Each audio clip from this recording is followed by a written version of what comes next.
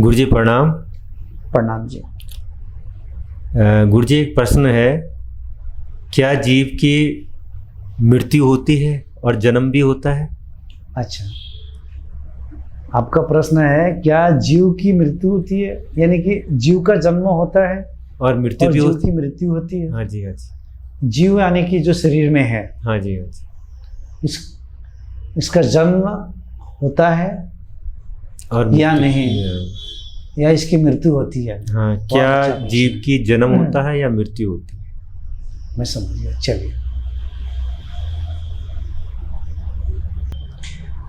देखिए, वास्तविकता ये है कि इस पूरे सृष्टि में आज तक किसी का भी न जन्म हुआ है ना ही मृत्यु होने वाली, किसी का भी, यानी किसी चीज की भी मृत्यु नहीं हुई है और ना ही जन्म होने वाला है, ना किसी चीज का जन्म ही हुआ है। यानी आपका शरीर का भी जन्म नहीं हुआ है। ये लोग कहते हैं ना कि उसका जन्म हुआ है, जन्म और मृत्यु है ही नहीं। पूरी सृष्टि की ही जन्म मृत्यु नहीं है।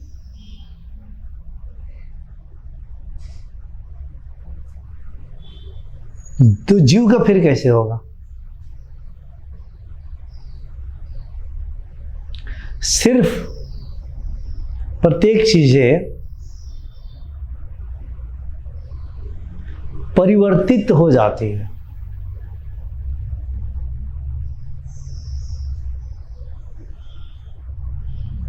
परिवर्तित, ट्रांसफॉर्म हो जाती है।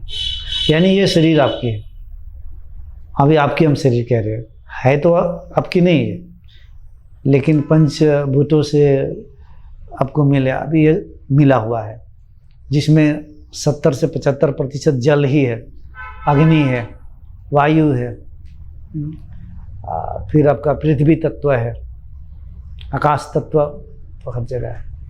तो ये पंचभूतों का ही संकलन, यानी कि उसका समूह है। ठीक है, वो तो पहले ही से था ना प्रकृति में। जब जीव आया और जीव का जो भी संस्कार था, जो भी संस्कार, पहले तो हम समझेंगे जीव क्या है, संस्कार क्या है, कैसे शरीर मिलता है, वो बाद में समझेंगे। अभी के लिए इतना ही समझना है कि ये जो शरीर धीरे धीरे मिलते चल गया, खाना पीना वायु से, जल से, लेकिन ये तो अपने मूलभूत रूप में था ना ये शरीर।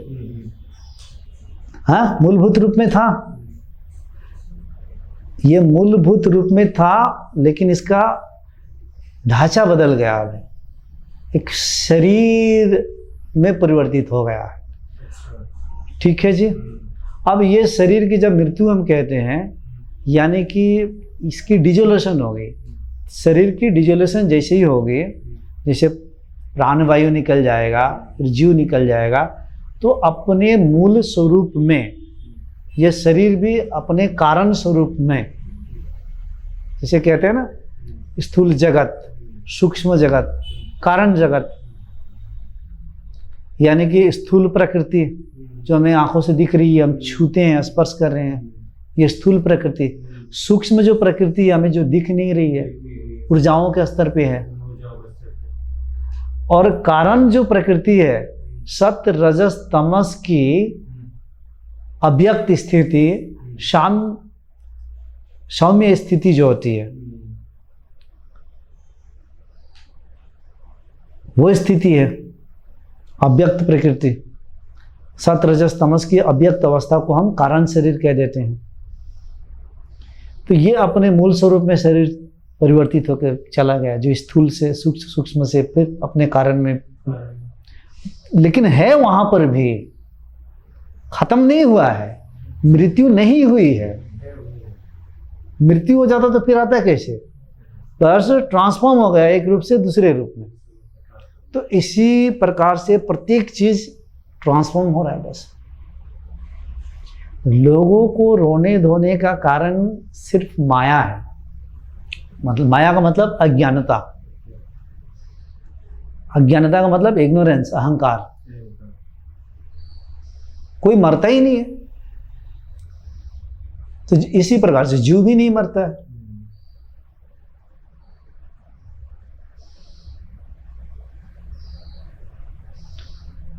जीव की भी जन्म नहीं हुई है, तो जीव के जब जन्म ही नहीं हुई तो फिर उसकी मृत्यु भी कैसे होगी? अगर पूरी सृष्टि प्रकृति का जन्म हुआ तो ये भी मर जाएगा, फिर मर जाएगा तो फिर कभी नहीं होगा। मर जाने का मतलब समाप्त, खत्म, वो दोबारा नहीं होगा। मर जाने का मतलब क्या है? वो समाप्त हो गया, अब नहीं होगा। मरने का मतलब एक रूप से दूसरे रूप को प्राप्त करने का जो प्रोसेस है, एक ढांचा जो बना वो ढांचा खराब हो गया, उसको मरना मान लिया तो बात ठीक है। एक रूप की विकृत की अवस्था को आप मरना मान रहे हैं, मृत्यु मान रहे हैं, तो बात अलग है। कोई चीजें सूक्ष्म से स्थूल में परिणत होकर कोई नया ढांचा ले रहा है, उसका जन्म मान रहे हैं, तो वो बात अलग है। लेकिन वास्तविकता में जन्म मृत्यु नहीं है, प्रकृति के ही नहीं है। प्रकृति के कोई कह दे कि जन्म हुआ है, जन्म ही नहीं हुआ है। प्रकृति अनादि है, प्रकृति सदा सदा से है। प्रकृति सिर्फ एक दूसरे रूप में परिणत होती चली जाती है, परिवर्तित होती चली जाती है।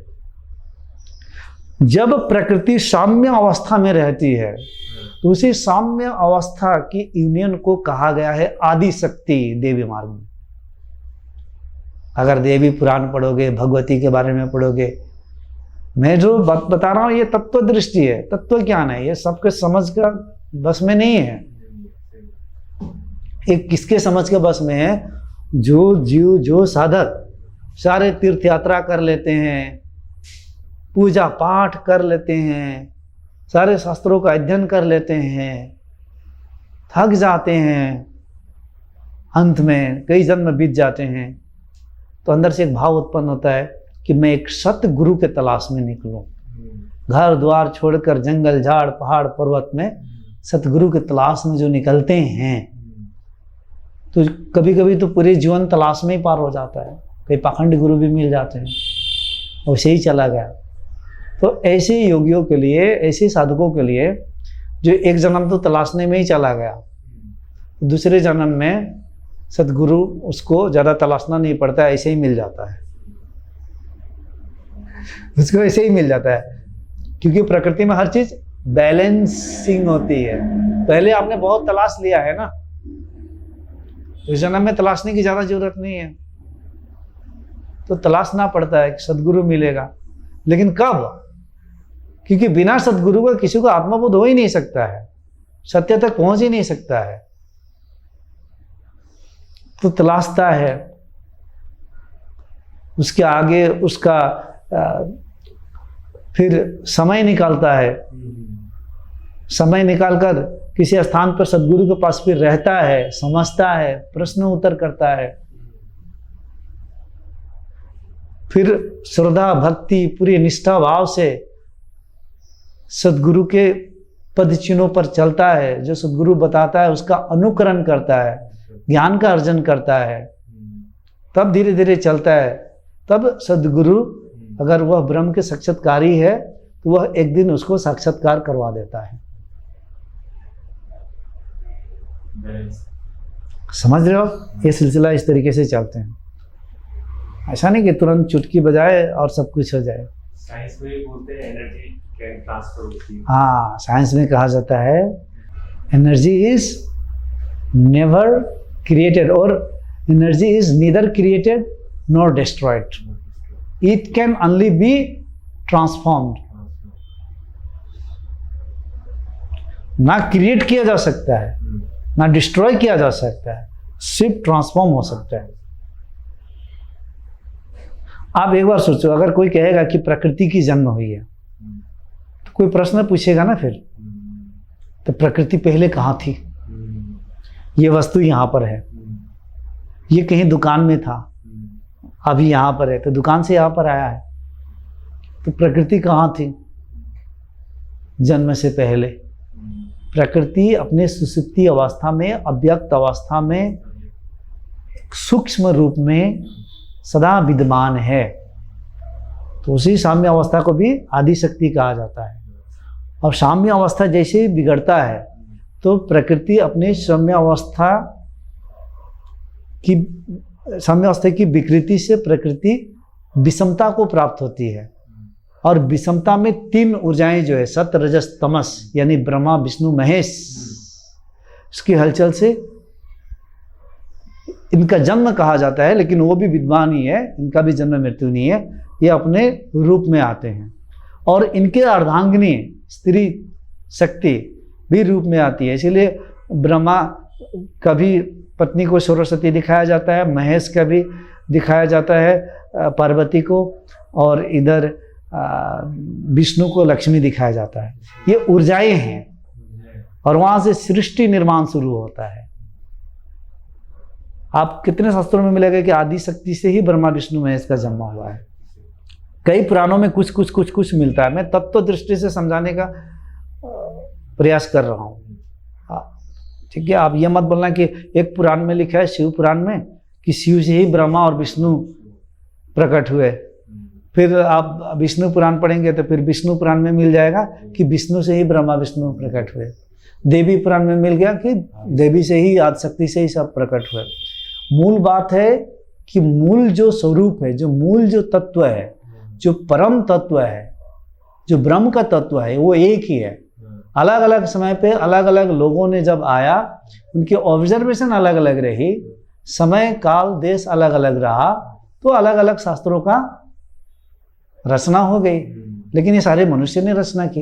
लेकिन मनुष्य के अंदर, मनुष्य का नाम है, उनके अंदर भी कोई ऊर्जाएं ही बही है। तो ऊर्जाएं कभी कभी ब्रह्म के तल, जो ब्रह्म में लीन है, वहां से जो ऊर्जाएं बही और उनके द्वारा जो शास्त्र बना, उसमें कोई भी समस्याएं नहीं मिलेगी।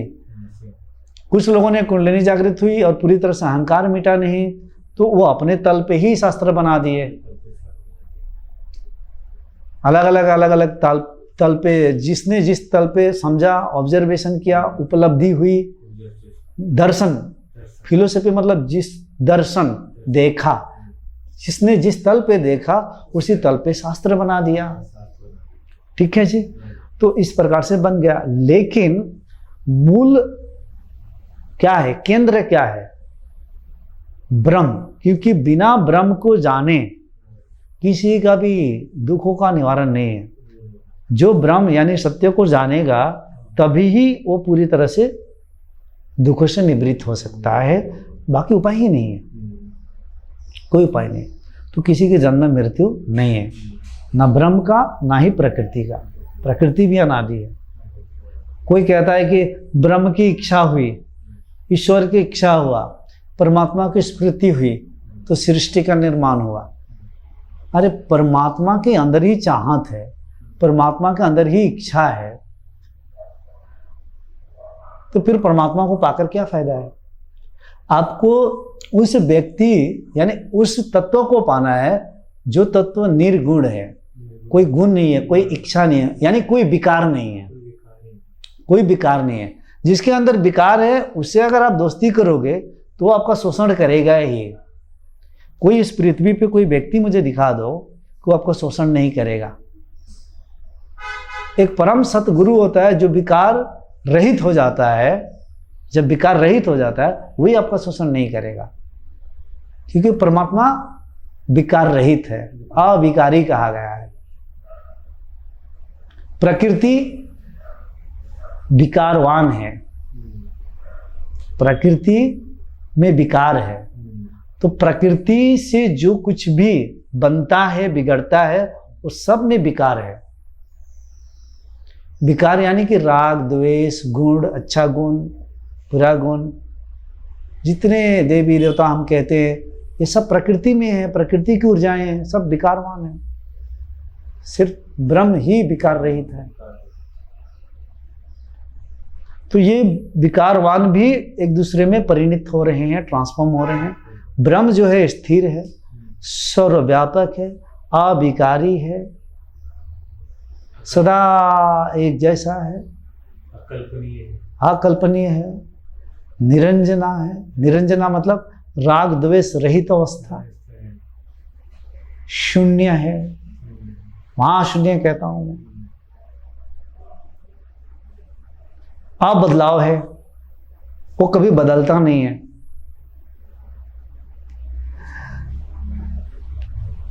कभी बदलता नहीं है।